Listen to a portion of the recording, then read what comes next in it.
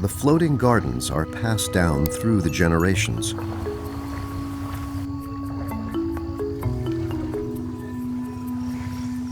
Kyo Myo was lucky enough to be able to inherit his family's tomato gardens.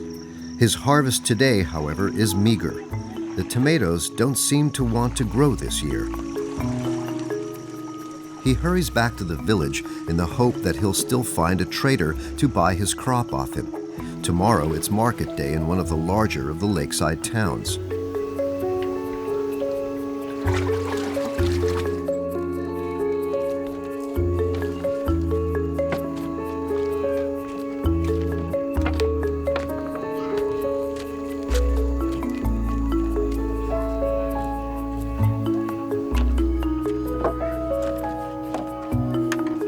The trade in tomatoes is very unreliable.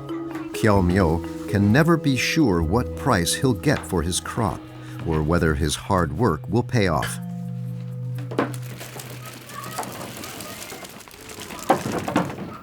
The money we get from the tomato crops is not enough because the tomato price is not good. That is why. So during my free time, I look for other work.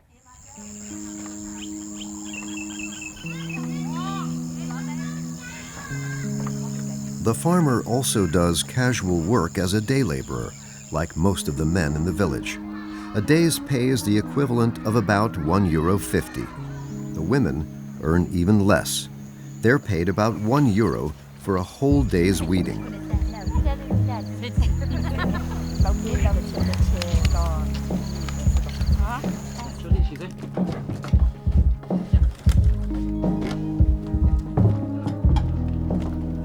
Heavy labor is no better paid. People here are happy to have any work at all.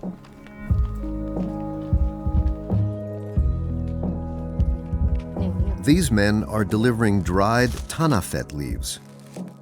These form the outer wrappings of the cheroot, a small cigar. The boss of the little cigar-making industry checks the quality of the goods. This delivery is first class and is taken into the store.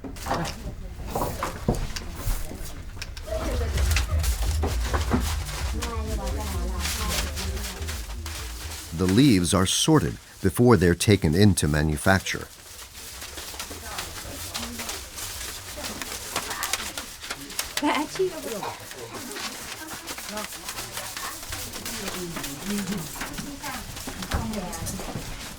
The women who make the cigars come from the village.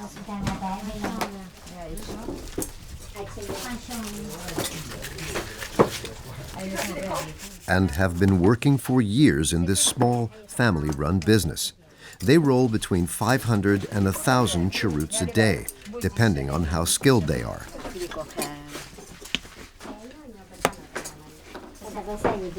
The supervisor keeps very close track of production. What makes the aromatic cheroots special is their composition. They're not just made from tobacco. They're sweetened by the addition of fragrant chopped wood, tamarind, or unrefined cane sugar.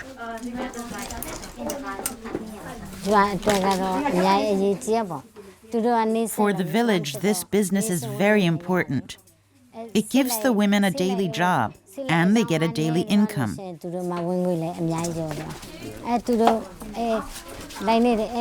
If the cheroots do not sell well, then they also have less income.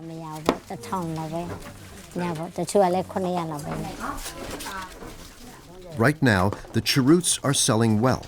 About 200,000 of the brand Flying Tiger are produced every week.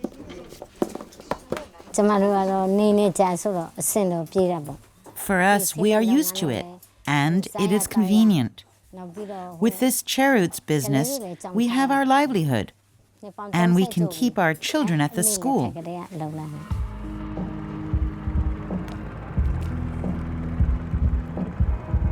The fisherman Myo Win has been out on the lake for hours now. Today, though, the fish simply aren't biting. Lake Inle is a shallow body of water. Its average depth barely 2 meters. In the dry season between March and May, parts of it dry up almost entirely. Decades of slash-and-burn farming methods on the surrounding hillsides have led to loss of forestation and widespread erosion. Topsoil is washed into the lake, and it is slowly silting up. The fishing will get worse, but Myo Win has no intention of leaving his home. I'm happy living on Lake Inle. It's a lot nicer than other places. Of course, there are many things I want. But I have to be content with what I have. Myo Win is calling it a day. He'll go out on the water again another day. Perhaps next time he'll have better luck.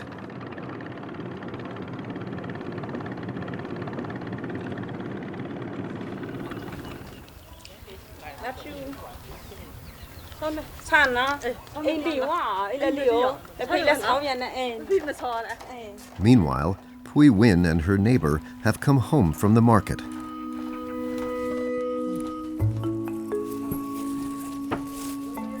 The long walk was at least worth it. Pui Win was able to get all the supplies she needed for the next few days.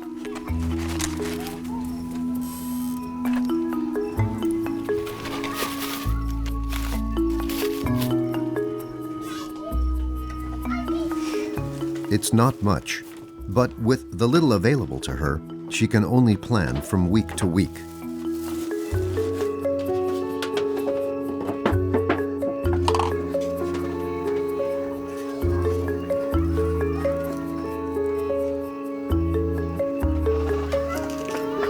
Pui Win makes tofu on the open fire. Fried tofu is a special treat that she makes when she invites friends and family to come and have tea. Meat is rarely on the menu.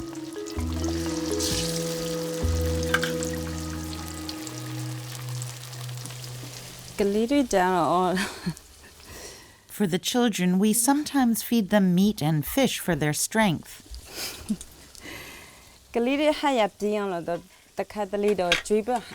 Only once in a while, too. When it is affordable.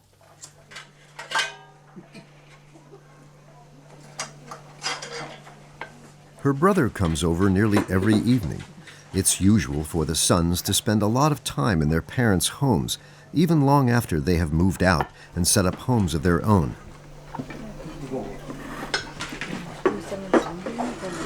Once she was married, his sister took over the parents' house. She's lived here for 8 years now with her husband and 2 children and her father. The house has 2 rooms. There is no heating, no running water, and no toilet. Electricity is a recent addition. That's when it works. Every evening, Pui Win makes rice and vegetable curry for her family, the daily staple.